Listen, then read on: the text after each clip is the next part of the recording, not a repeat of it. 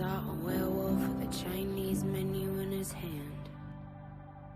The views and opinions expressed in this podcast do not necessarily reflect the view of Wolfpack Research or any of its officers. The views and opinions expressed by guests are their own, and their appearance on this program does not imply an endorsement of them or any entity they represent. We are not investment advisors. We hold no registrations with the SEC, FINRA, or any other regulatory agency, and none of the opinions expressed on this podcast should be considered investment advice. The listener should assume that we have positions in and stand to benefit from any stock or other security mentioned on this podcast. Do your own research before making investment decisions.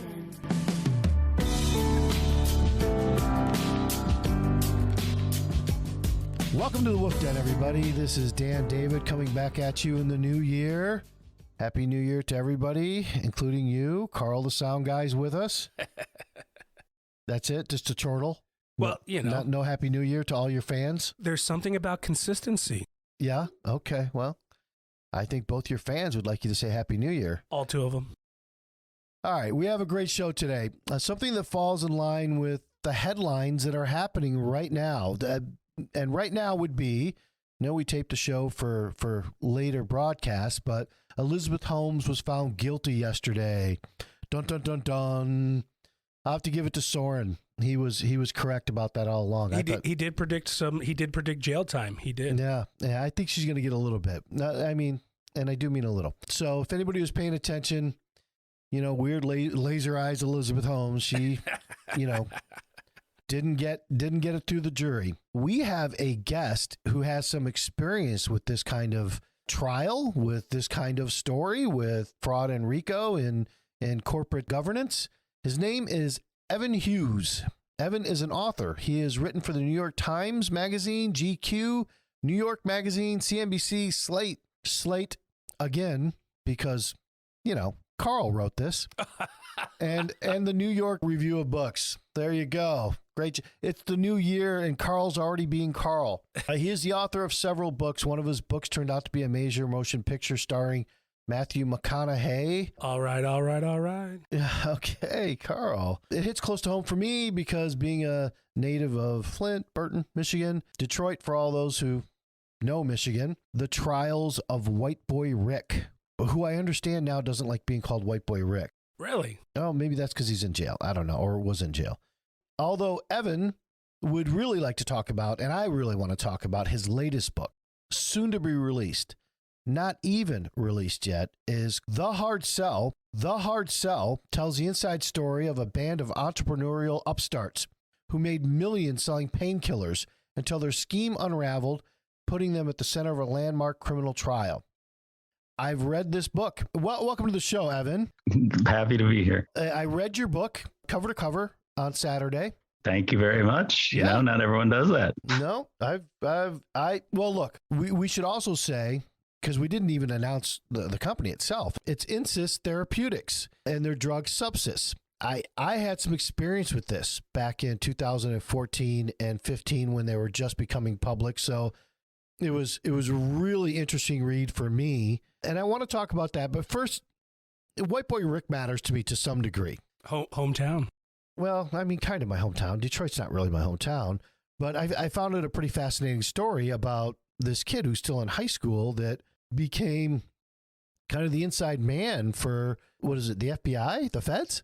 Yeah, the feds used him as an informant, and he was only 14 when that started. 14 till he was about 17, 18. He was an informant for the FBI while all along dealing drugs in Detroit, and he operated in a tough neighborhood in Detroit. There's really not any other kind, but go ahead. Yeah.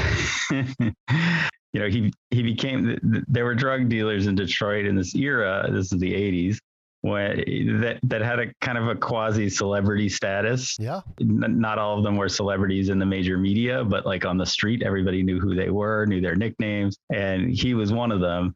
And he was basically the only white guy in that group. And he was like by far the youngest. He was a kid, but he was kind of a shrewd businessman. And what people did not know at the time was that he was like also ratting everybody out for the feds. To some degree, he was exploited by the FBI, and they kept it quiet that they were using an informant who was so young. And Right. So that only emerged decades later. Because that's probably not legal in and of itself. Yeah, minor use like that. It's not technically illegal, but Really? it's frowned upon. That's not technically illegal? You'd have to have like permission of the parents. There's like extremely strict guidelines on it.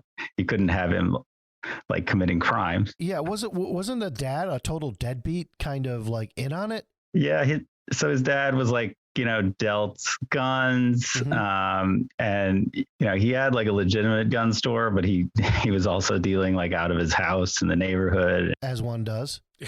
And he wasn't asking questions about who these people were that were buying the guns. And it was kind of a Wild West time. You could buy guns with like $200 and not show any ID or even get a receipt. And, the feds at first approached the father thinking he would have some info on like the local drug gangs.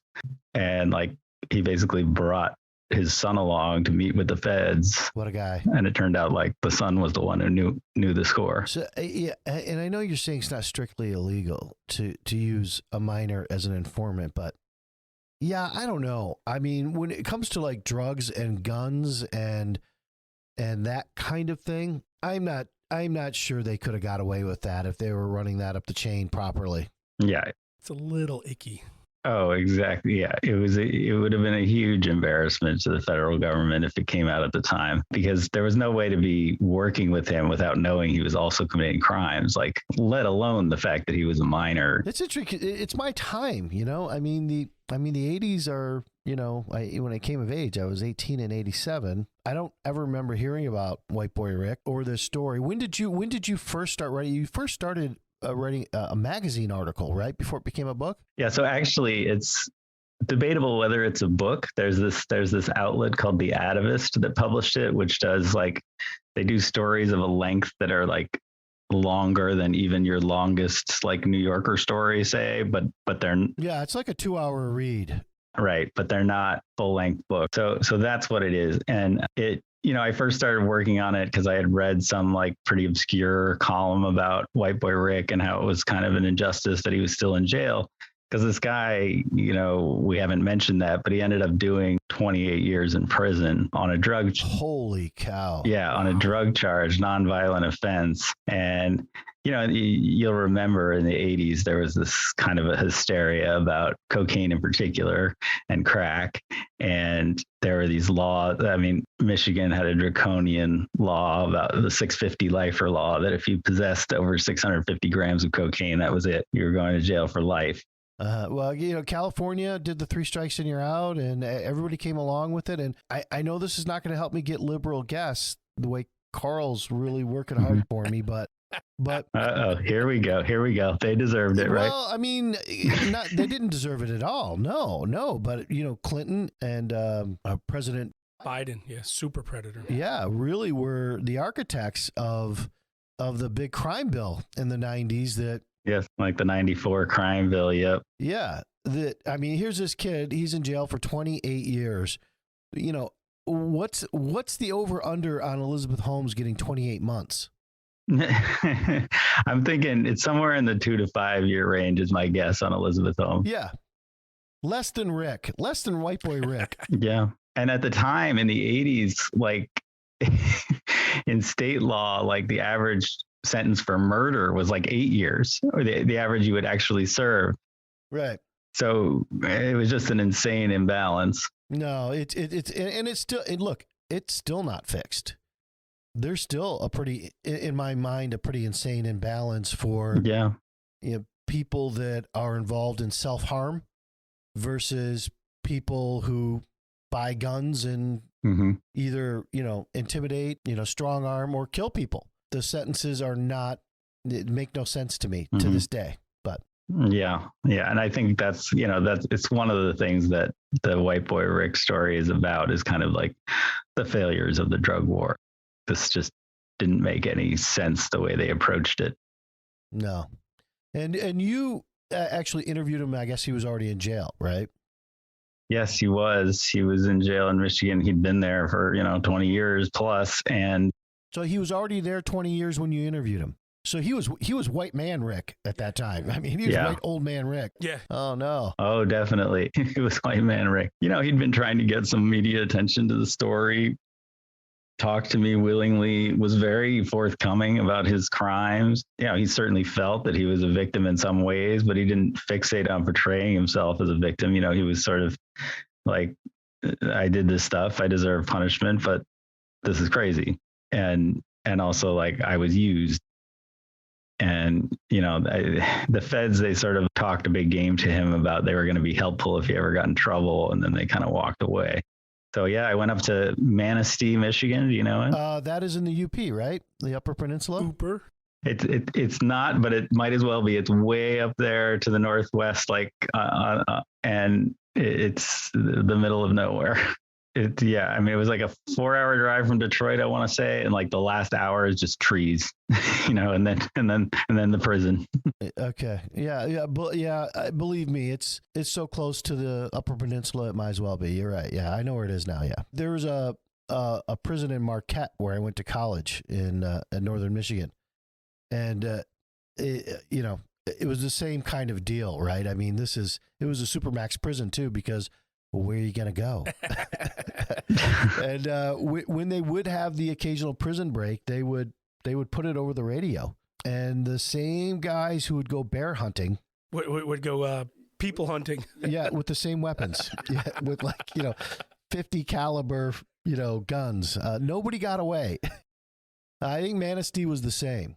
But, anyway, I digress. Go. So he got out this past summer, right? Oh, I don't know. That's about right. It's a little complicated because he then had to serve some time in Florida. Then, he's in the halfway house, and he finally is out. Like, I want to say this past summer is right. So the movie and your book and all that stuff did nothing to get him out any sooner? It's possible it did play a role in the sense that he was finally paroled in Michigan. Like, at a certain point, they rolled back the law such that all these people who were serving life just for possession, they became eligible for parole. They didn't get released right away, but they became eligible. So he started having parole hearings every 5 years or whatever it is, got denied a couple times. And then finally, like, after all this attention, which, if I may talk myself up, I think I sparked, he was finally paroled. And it was I went to the parole hearing. It was outside of Detroit. Like, they brought him from the prison to the place. And it was actually, there was a lot of media attention and attendance. So they had to like move it into a bigger room and all of that. And it was pretty intense. The guy who was kind of from the board assigned to interview him went through like his entire criminal history, often cited my story, actually, instead of, how was your behavior in prison? What's the offense you were in for, et cetera? It was like, tell your entire story. Here's everything you did since you were 12. Wow. Yes. Yeah. And it seemed to me kind of brutal because it's like, well, none of this stuff would like be admissible in court. Just like, he wanted to know everything. And really what they just want the inmate to do is like own it and just say, yeah, I did this stuff, and not try to. He did. Although there was some things where he came up where he's like, sorry, I did not do that, and started raising his voice, which probably wasn't the wisest thing to do, but I can understand you'd be a little heated in the moment. Well, I mean, you could also be like, well, I'm 45 now. You're talking about when I was 12. I don't really know. I don't know. I did some bad stuff with drugs way back when. Why don't we just move on? That's crazy. Look, I hope he gets his life together. Yeah. I'm glad you did your novelette, I guess. Novella, whatever we want to call it. It seemed to really. I don't know what to call it either. It seemed to help the guy. Just one of the travesties and injustices that we have in our country. Going on to the next travesty and injustice, incest therapeutics, in and of itself. Yeah. I liked your book. Like I said, I read it all in one day. It's not a hefty book, couple hundred, 250, almost 300 pages, but really right to the point. And if I may say, one of the things I like about your book is you're not overly judgmental. You're really just kind of being the narrator for some of these people. I was overly judgmental I mean, I just hate some of these people in here. Let's get started. You know, John Kapoor. Did you think I was too soft on them? No, because, I came away still like thinking to myself, I mean, these are just some really bad guys. And, from my perspective, I don't know if you know this, but like I was being pitched this idea all the time. To short instances. Yeah. I mean, when these articles started coming out in the, Wall Street Journal, New York Times, and then these lawsuits, these quitams started being released. I think that first one, it's the kind of thing that hedge funds and shorts pick up on, that maybe nobody else sees some obscure lawsuit being unsealed in Texas, but they did. And, it was just, for me, I never took it up. I'm glad that Roddy Boyd did. And I think he did a wonderful job. And it was something that a reporter probably should do rather than maybe somebody who's a short seller like myself or an activist short. But one of the things that I always hated about the pitch, and I love that you didn't necessarily go there, was, and they have a stripper as their regional sales manager in Michigan. She's right off the pole. I mean, I just didn't find it interesting. And I didn't think it was, I mean, like you talk about these drug reps. I mean, let's face it, they're all attractive people. So it makes sense on that level. Right. And when you talk about off-label marketing, it was kind of thinking, well, everybody does it, except this is a really dangerous drug that kills people. So there were things about it that I give myself excuses for like being, thinking there were more interesting things to do back in 2015. And I like how you didn't really like make her a central part of the story, because she wasn't. Sunrise Lee, by the way, is her name. Yeah, in the media coverage of this case, which eventually went to trial, a 14-week trial in Massachusetts, which I attended all of, she, like you say, it was, sex sells. So the media was all over the fact that there was a stripper, was hired and recruited into the company. And, she allegedly gave a lap dance to a doctor. Probably not the first in history. And yeah, right. But I agree with you. It's kind of, that's the sizzle and not the steak. That's not what makes the story important. And yeah, like every drug company is going to great lengths to persuade doctors to prescribe. And, what do you do to achieve that? You use flirtation, you use money, so, what Inces did, yes, I will agree with you, was kind of extraordinarily evil, but it also it isn't that different from what goes on every day in pharma, That became part of my problem on the short thesis too. I mean, it's not all that different than seizure medications sometimes that are off-label prescribed to children and things of that nature. But here, I think the government had it right. It ended up becoming a criminal enterprise at some point. If it wasn't conceived that way, which I probably think it wasn't, and to back up for a second, John Kapoor, who really ran the company, right? I mean, I'd have to say, was a genius. He was a very, very smart guy. Yep. I think a kind of a genius inventor, most of all. Like, he was a scientist first and foremost. And he saw his wife die of cancer in excruciating pain. Yep. As can happen, right? There was really towards the end nothing that could alleviate her suffering.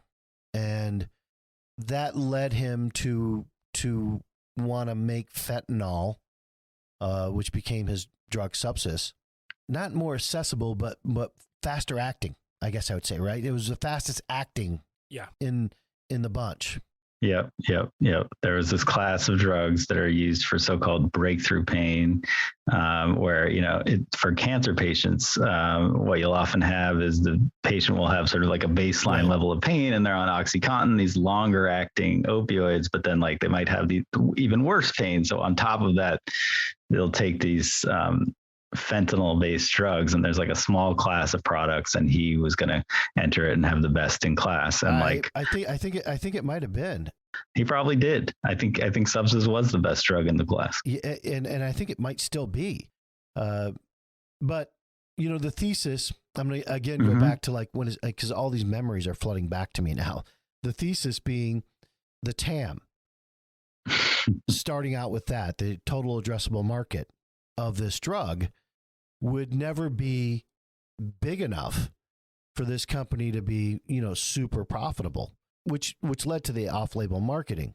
Mm-hmm. And, people say, the TAM, it's only for breakthrough cancer pain. Right. And I felt I would remember saying to a guy, explain to me what breakthrough cancer pain is, because notionally I get if somebody has like stage 4 pancreatic cancer that, that's got to be excruciating. But I mean, if I'm diagnosed with testicular cancer, that information itself is breakthrough cancer pain to me.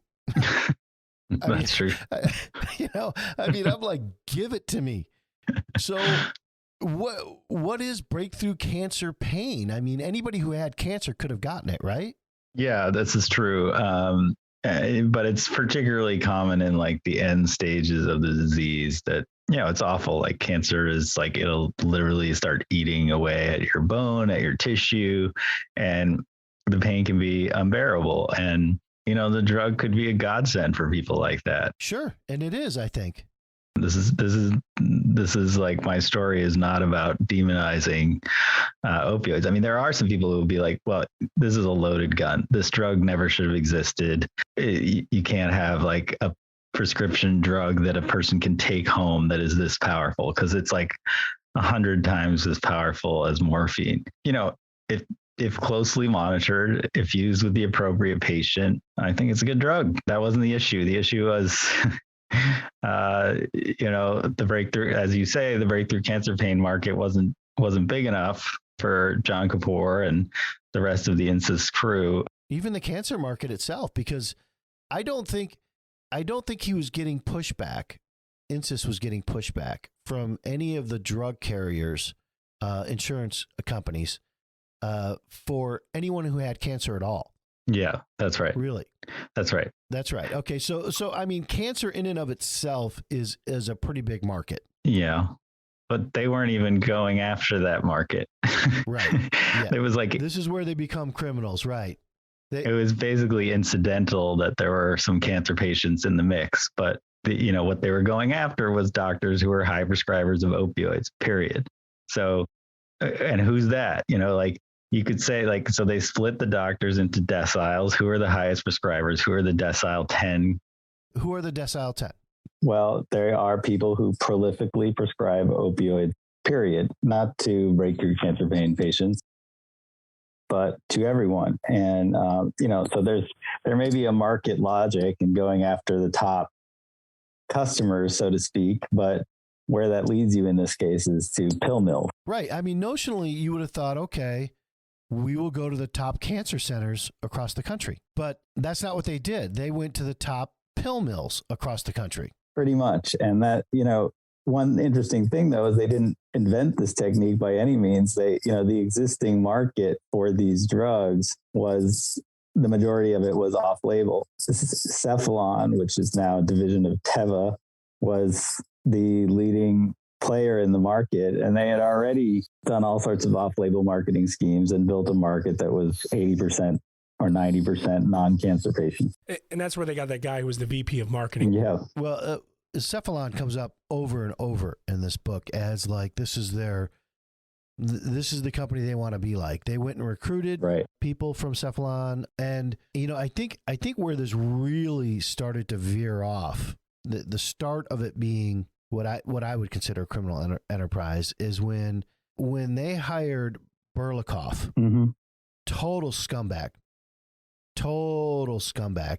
You could not make him redeeming if you tried. And I get that there are people throughout this that are like,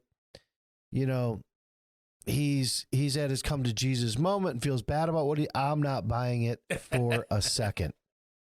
Did you buy? I mean, do you feel like he had any kind of remorse, real remorse? I think he does a little bit. He's a salesman. I mean, to me, it's like, did these guys do a bad thing? They absolutely did.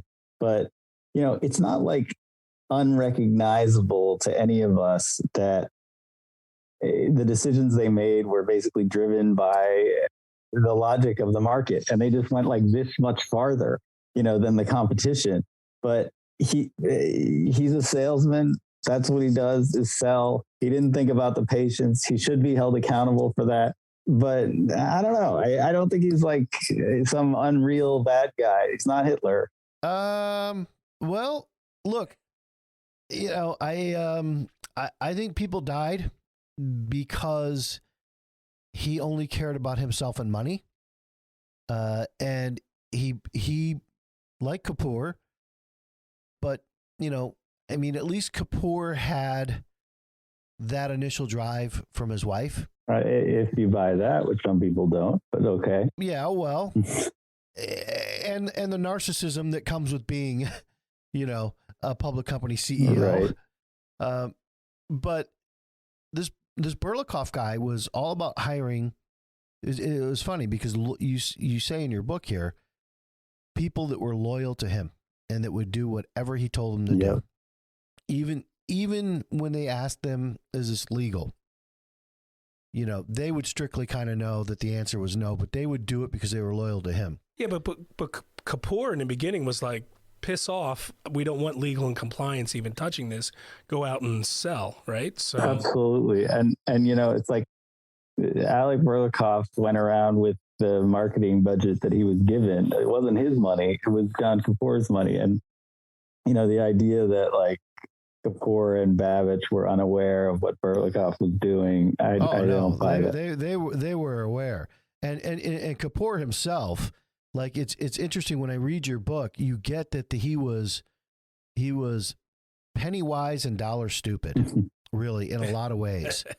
He spent a ton of money bringing this to market, but then wanted to pinch, every little dime out of hiring quality people or compliance or legal, things of this nature. And it was all about money with him and not spending that money. Even when they started to make it, he didn't want to spend it anymore. But, I'm still, I gotta go back to, there were two things for me in your book that made this a criminal enterprise. And it was the hiring of Berlikov and what he did with that sales team, which was just about paying doctors speaker fees in a quid pro quo to prescribe their drugs. And when they took the approvals in-house, and the one woman in here, this Liz Gutierrez, who really kind of mastered how to get insurance companies through a script. They called, I guess you called it the spiel. Yeah, that's what they called it internally. But basically the drug was so expensive. I mean, we're talking thousands of dollars a month. It's not like OxyContin or Vicodin that you pick up at the pharmacy. So because of that, the insurance companies required prior approval. So the doctor would write the script. That didn't mean the insurance company was going to cover it. So you had this problem of like, well, how do you justify these scripts that are going to the patients that are really not appropriate for it?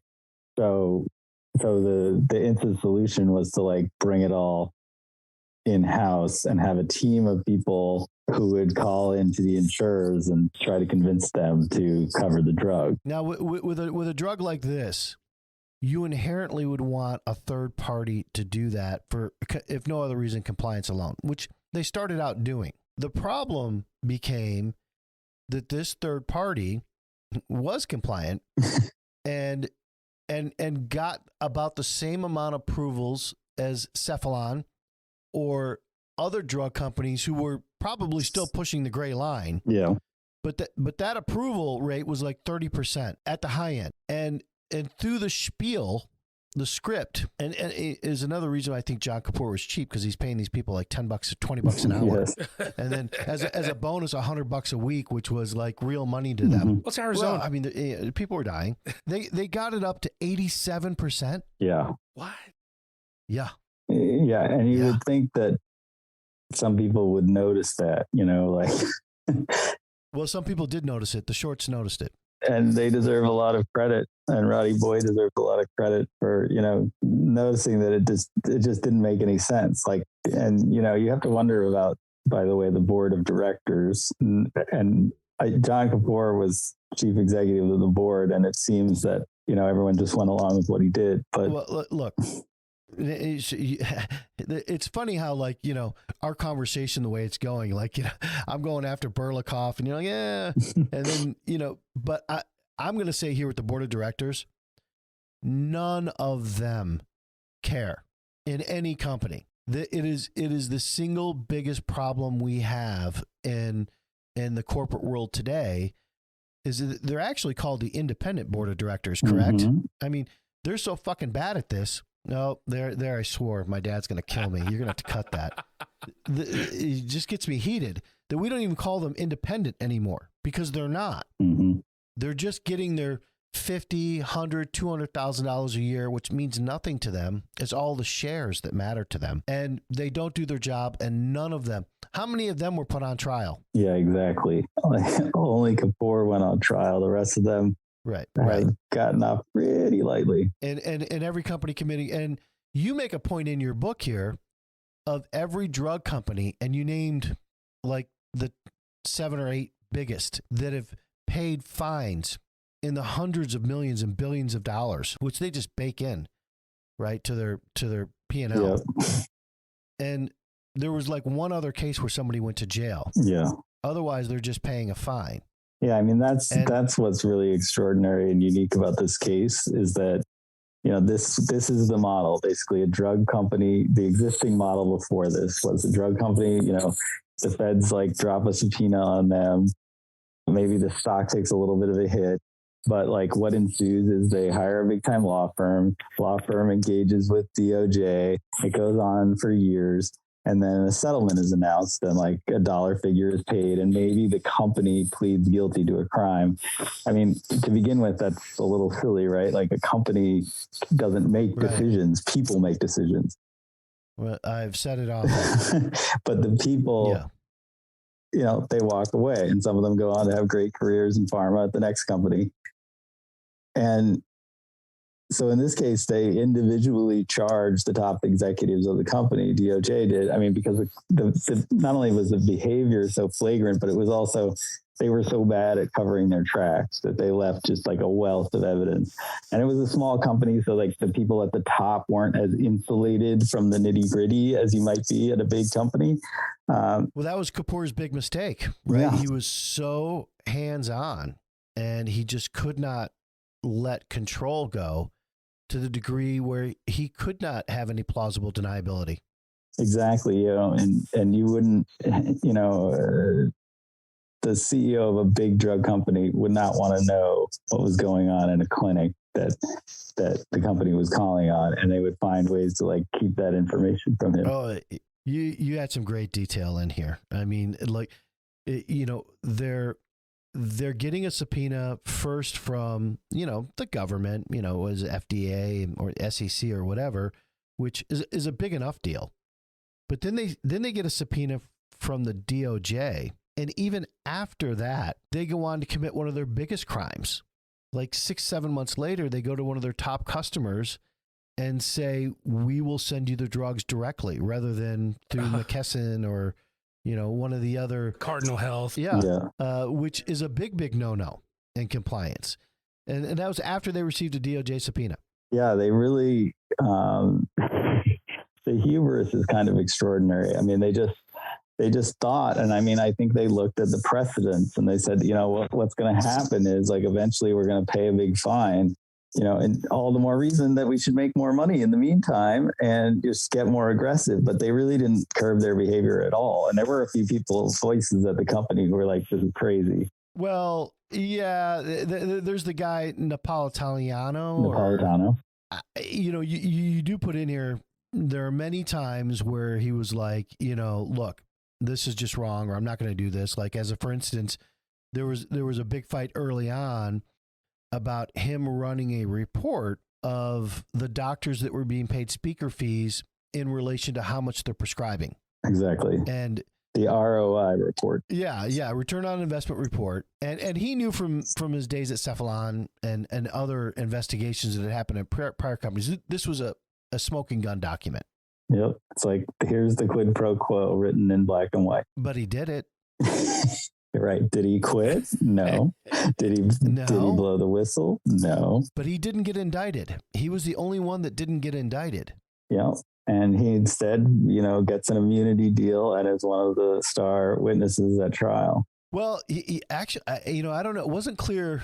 I don't know if I'm remembering it clearly, but to me, the first one that turned was my favorite, Berlikov, because they thought Napolitano wasn't going to make a great witness because he had all these reasons why he didn't do anything wrong, even though he wasn't being indicted and he got immunity. He wasn't going to make a great witness. Not that Berlikov wasn't an entire shit show in itself on the stand, which I want to talk about. But once Berlikov turned, Babbage turned, and that was it. Yeah, that was it. I mean, that especially with, that was basically the top three, and you had number 3 and number 2 turned on the top guy, Kapoor. And, right. and the government was pretty clear about it, that their goal in this was to reach the top of the pyramid. I have no problem with that in this case. I do have a problem that the stripper got rung up. Yeah. In the end, she got no deal, and she went to jail. She's just a field rep. I mean, yeah, she got hosed. In a RICO charge, there are like 5 predicates that you have to achieve, and I don't know how they got there with her. Yeah, I think there are 5 that you can be charged with, but you just need 2. If you're charging someone, they have to have committed like multiple instances of 2 predicate acts, because it's basically like the charge is a conspiracy, but then it's like a conspiracy to do what? That's the predicate, and it can be murder in a drug gang, etc. Yes, in this case, the charge was basically that she was involved in both the payoffs and bribes, and then that she was also implicated in the insurance fraud. And that is, I didn't see that. Did you see that? Yeah, no, I mean, it's a little bit of a stretch. I mean, this is the way RICO works, is that it's supposed to be like, if you are joined in a conspiracy and you admit to knowing about other things that are happened, you're sort of tagged with everyone's misconduct, not just your own. But, it lets you sort of get away with a lot if you're a prosecutor. Yeah, it did. I mean, I think everybody else there probably deserved what they got. I felt a little bit for Joe Rowan, who was like one of Berlikov's first hires, and in getting to Berlikov's testimony on the stand, I mean, the guy's a psychopath. I mean, like, he's up there saying, no, I love Sunrise Lee. And he literally loved her. They had an affair, as one does with their boss or their subordinate. And Joe Rowan's my best friend. As he's sending them to jail, and he, as you write in here, he seemed disconnected from that view. Yeah. At that point, he was just unleashing on everybody. Like what? Yeah. He was angry. He felt like he was going to be set up in this case. He was angry, particularly at Kapoor. He felt like, like Kapoor's vision was like hang the whole thing around Berlikov's neck and he would be the only one who would go down. I don't know that was Kapoor's vision so much as like a bunch of lawyers, but anyway, like he saw that kind of in motion and became angry at everyone, turned on them. And I think, he's just like, screw it. I'm going to say what happened. The guy who insisted on loyalty. Yeah, right. Well, I mean, he thought it's funny because he almost posed it as like the disloyalty was that they didn't own up to it like he did.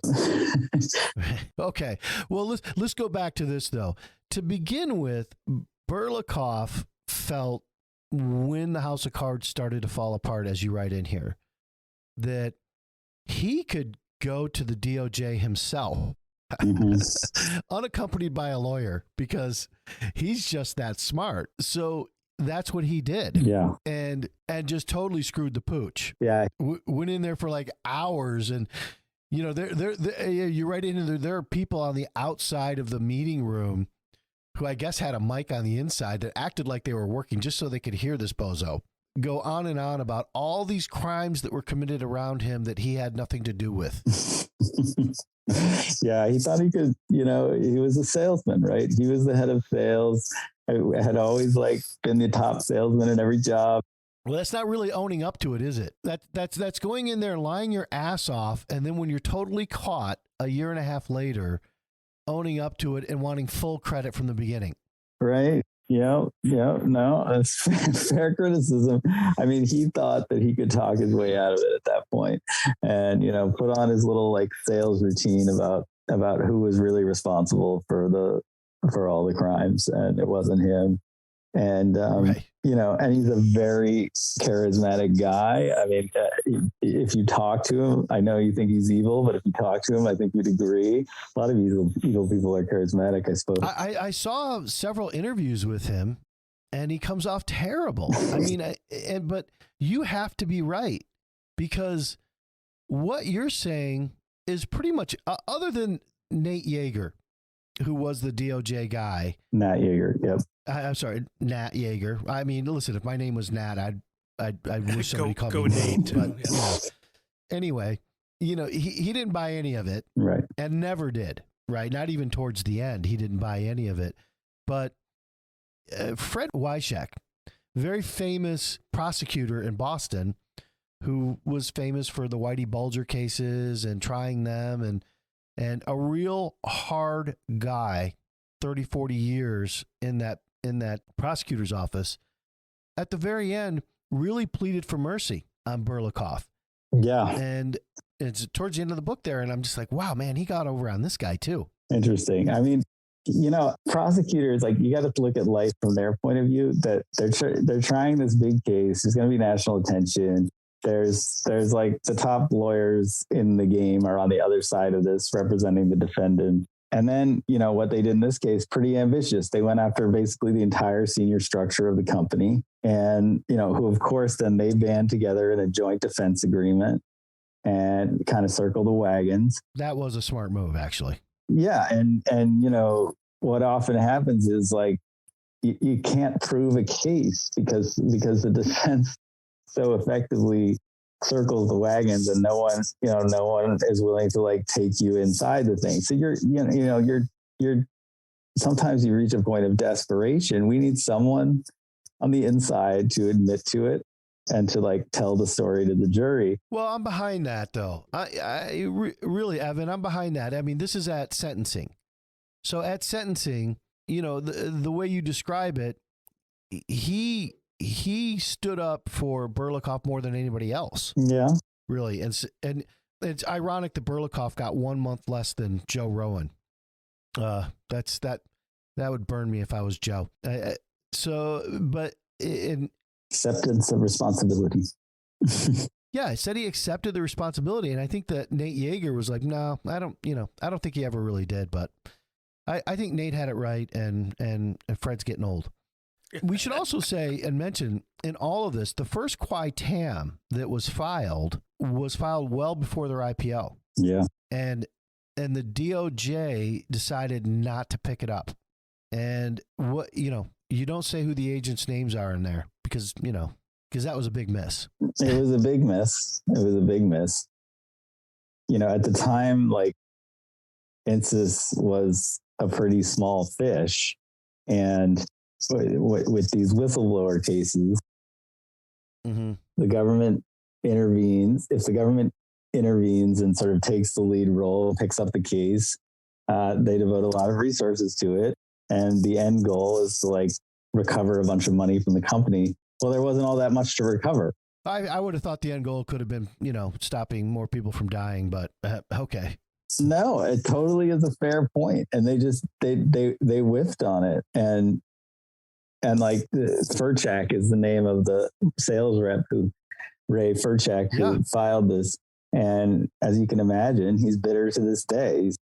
He should be. Well, I mean, he dropped the qui tam after the DOJ didn't pick it up. Right. And then ended up getting totally screwed because there were subsequent qui tams filed. And these plaintiffs could get up to $100 million to split among them. and this Fred Wycheck guy gets nothing. He gets as much as zero. Yes, Burchak does not get any money out of this because he dropped his case, but that is often what people do when the government doesn't pick it up. Yeah, Well, you're sort of screwed as a lonely individual out there. Yeah. And so, the government subsequently picks up these other whistleblower cases, and those people stand to make a lot of money. I could make the case that his initial qui tam broke this whole thing. Yeah. Because when it was unsealed in Texas, I'm telling you that funds and short sellers picked up on it, and that was the first that they saw that here this company going public. Now, they didn't see the insurance fraud necessarily. That I don't think it was in that first suit, that first qui tam. I think what you had was the bribery of the doctors. Yeah. But that was often what was most I don't think most of the critics of this company had the insurance fraud right away, because that was pretty insular. That was inside the company and they had their own call center or whatever. But they had the bribery of the doctors right away. And I think this guy really broke it. Yeah. Well, he'd be happy to hear you say that. Well, I think your book says that. That's what I took away from it anyway. I mean, it doesn't necessarily say it as directly as I do, but in reading it and understanding from people pitching me this idea back in 15, it was because of that unsealed document. And then they go on to the trial, which was no cut and dry thing. That's right. I mean, it wasn't, I think everybody pretty much thought Elizabeth Holmes was going to get one charge or something.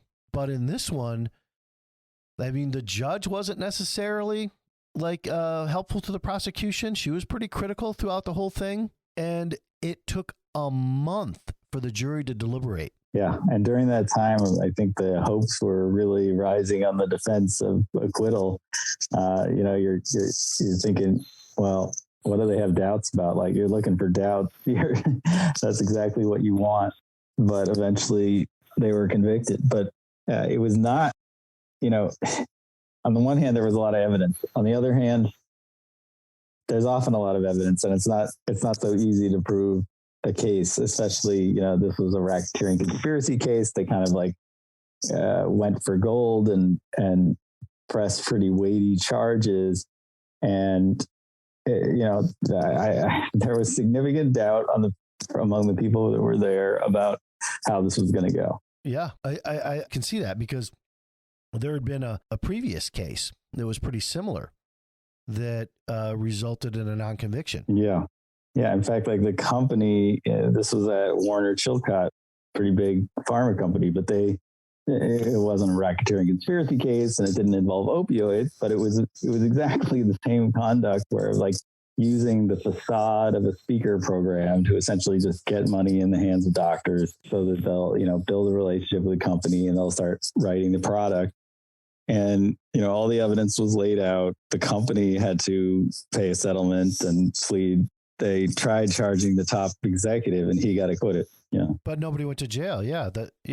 Yeah. So I think the one thing the judge did do that helped the prosecution was to tell them to narrow the case.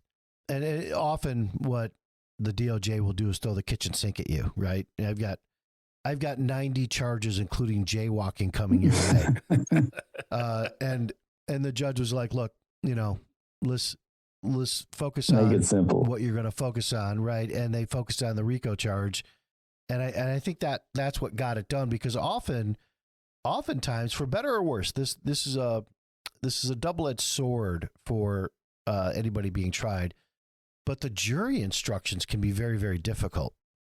And the more charges you have, the more difficult those instructions are to understand.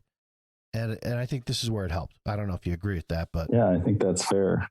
Also, I would just, one last thing to point out about the initial lawsuit, qui tam, that was unsealed. It was before the IPO. And we're going to ask the question again, as we often do on this show.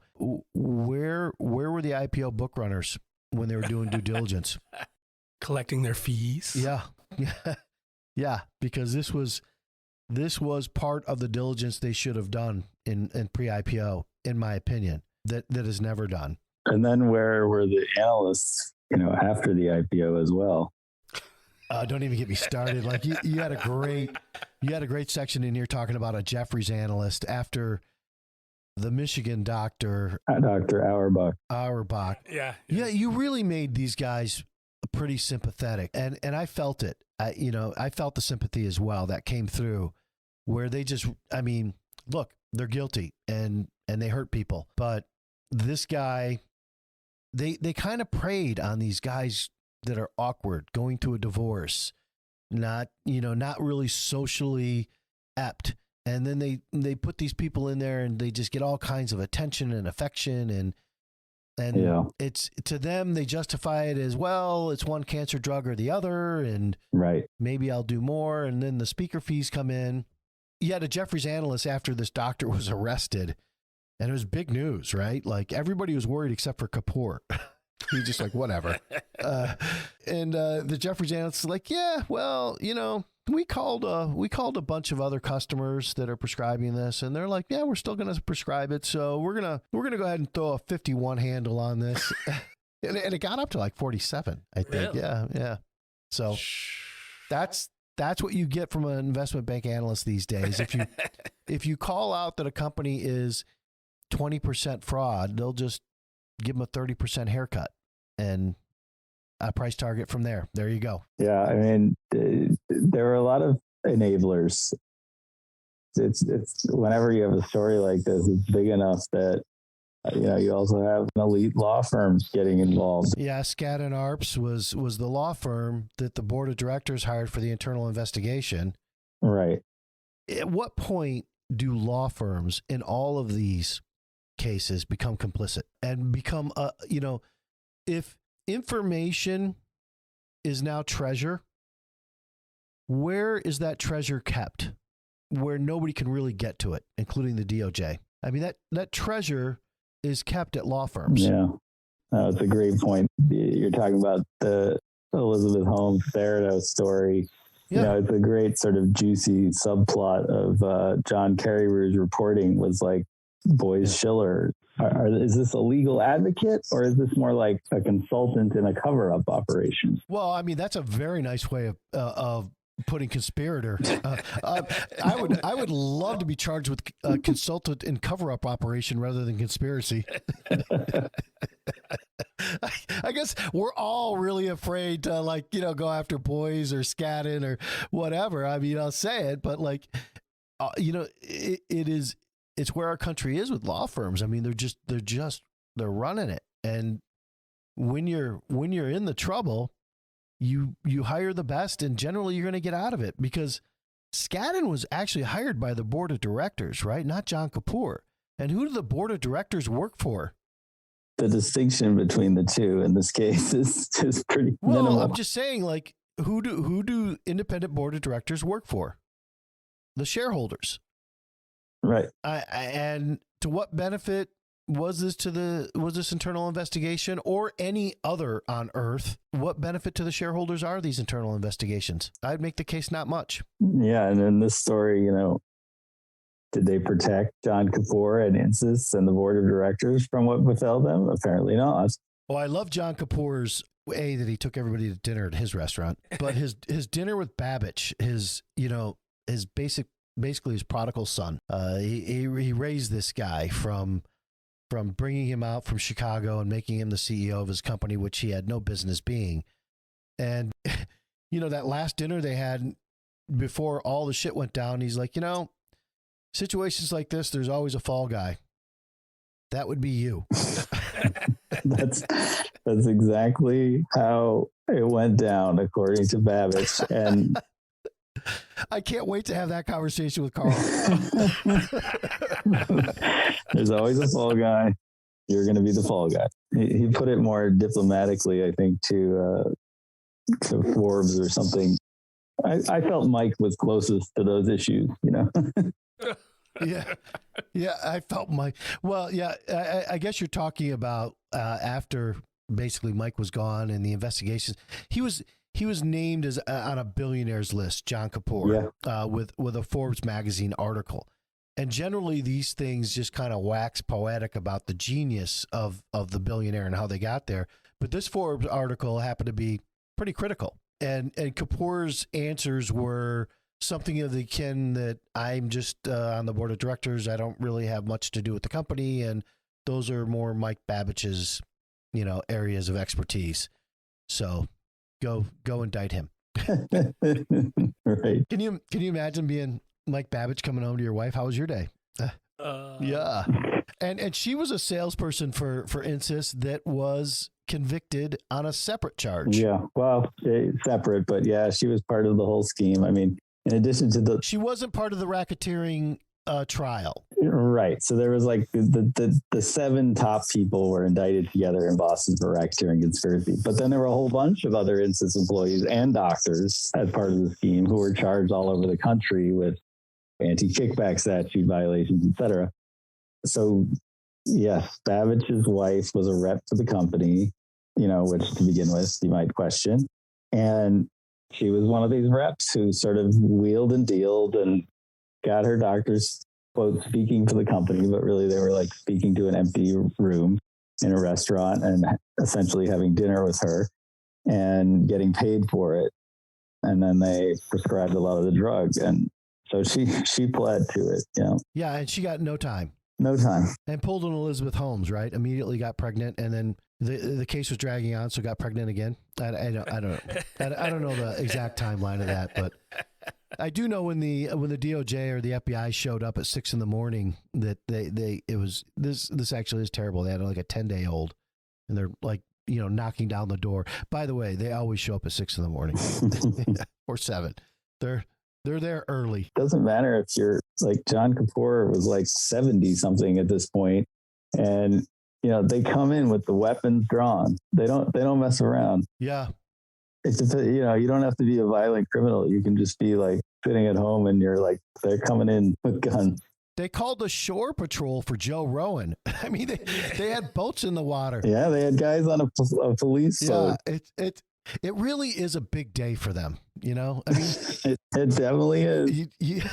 You don't often get to put on the windbreaker, break out the pistol. I mean, like unholster Put the holster on. Jump in a boat. There's got to be a sniper from the boat. It had to be pretty nerve-wracking for him too to see that happen. Yeah, there's got to be at some point, just totally going sideways. Is someone that they break the door in dies from the heart attack of that, yeah. and you think. Well, that would hurt the case, I think. Case would be closed. But we do know again from the short selling world. I mean, an anecdotal story. Maybe you can, if you're going to ever read anything of Martin Shkreli. John Carnes back in the day had the idea. He's like, this guy's going to get arrested. I love John. Yeah, he's great. This guy's going to get arrested. So John Carnes, a short seller, hired somebody to sit outside his penthouse. No, he did. I swear to God. No. I know the guy's name was Joe. Sit outside his penthouse and wait for him to get arrested. And sure enough, 6 a.m, they show up and they arrest him. And the guy got the photo and got the picture. That's awesome. So, the idea, I guess, with John was like, this can be public information. I'll be short in the morning. Yeah. It's New York. The police department and everybody else involved already tipped off the media. The media was there for the perp walk coming out of his penthouse. All that money spent on somebody waiting outside his house was for nothing, but it just shows you the links they go to, Yeah. We go to. Anyway, what's up next for you? This is a good book. This book is coming out on the 18th of January. Yep. Double Day, 18th of January. Going to be doing a bunch of events, some press, some TV, etc. And I'm excited about it. It was a long road, and it's I think it's the deepest account that's yet been done of the story. Oh yeah, well yeah. I liked Roddy's version too, and Roddy deserves a ton of credit because he was first. Well, you gave him a call out in here. I don't know that he got a ton of credit, but I think you did more than anybody else in here anyway. Well, the story is about the people at the company and in the government more than it is the DOJ and the yes. and the prosecution. So yeah. So where can they buy your book? Just anywhere books are sold, on Amazon and anywhere books are sold. There's an audiobook edition, ebook edition, Amazon, your local independents. It's going to be everywhere. And they can find you on Twitter. Anywhere else you want to tell people to find Twitter's good. Website, evanhughes.co. And that's about it. Okay. Any preview on your next book? And by the way, this is for all of you authors out there. If you want to have a really interesting story about your book, do what Evan did and send me a copy ahead of time. I promise there's nothing I can do with it. The proof is written all over it. It's not even bound properly. It's just like your editor's making sure I'm not going to resell this thing ahead of time. It's high security, these advanced editions. But no, I'm glad it got to you. Glad you read it. Glad to be on the show. So you're working on it. What are you working on next? Have you got an idea yet? Yeah, I do, but it's not. It's not fully baked, and I'm not ready for public consumption of it. Okay. All right. Well, look, I liked your book. I liked your writing style. You can't really get through a book in a day if you don't like it, and so thank you for that. You did a really good job here. Thank you. I guess everybody's going to be getting out of jail here in the next couple of years. Sunrise Lee's probably already out. Good for her. She got a year and a day. But we should say John Kapoor got 5.5 years. Everybody else got about 2.5 years, right? Yeah, somewhere in that ballpark. Yeah. So they'll be getting out in the next year or so. Yes, I think Berlikov is the arch villain in this. Having said that, when you get out Berlikov, call me. We can talk it out. Call me. Yeah. He'd love to appear on the show. Yeah. Well, look, I'd love to have him on the show, but that's going to be a barn burner because I'm not putting up with any of his bullshit. All right. Thanks for joining us. I really had a good time talking to you, Evan. Look forward to your next book. And thank you for listening to the Wolf Pack. And if you liked what you heard, give us a retweet, give us a like, and go buy Evan's book.